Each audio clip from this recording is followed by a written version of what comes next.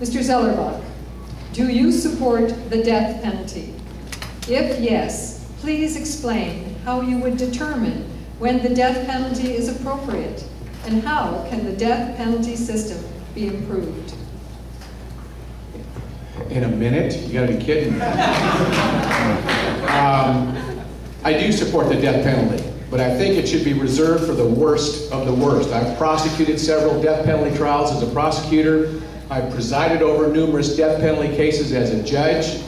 That's the law in California. And as a prosecutor and as a judge, we're obligated to follow the law. But I do believe it's an appropriate punishment for those that have, in essence, sacrificed their ability to be a member of our society by their heinous conduct. What you have to look at is follow the factors in the penal code that the jurors are required to follow in determining whether or not you should impose a death penalty. When I became DA, there were almost 60 pending death penalty cases, more than LA County had pending at the time. So I went back and reviewed each and every one of those myself with my senior prosecutors and changed the decision in almost half of those cases because I didn't believe they were death penalty cases appropriately. And you save that for the worst of the worst. Thank you. Mr. Hestron. Thank you.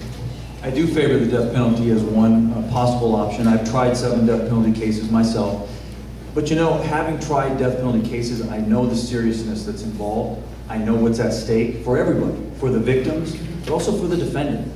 And we cannot seek the death penalty unless we have a case that warrants it and deserves it. And you know, I don't know what worst of the worst means. Every case is different. And I know that it should be used rarely and only when the facts scream out for it.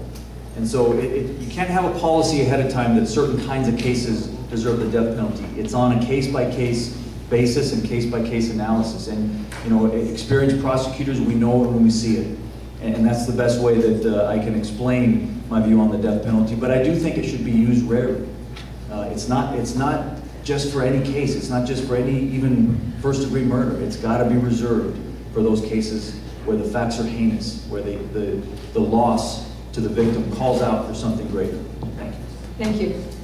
Mr. Zellerbach, would you like to reply? Sure. You know, we talked about information being critical to a decision-making process with respect to resolving a case. Well, it's even more critical in determining whether or not you seek the death penalty. I want to know all about the defendant, his upbringing, his family. I want to know about the victims and their family and how that loss has devastated them or affected them not only at the time the crime was committed, but lifelong. Those are some of the toughest decisions that I've had to make for 3.5 years now. And I've never taken it lightly, either as a prosecutor, a judge, or as a district attorney. Thank you.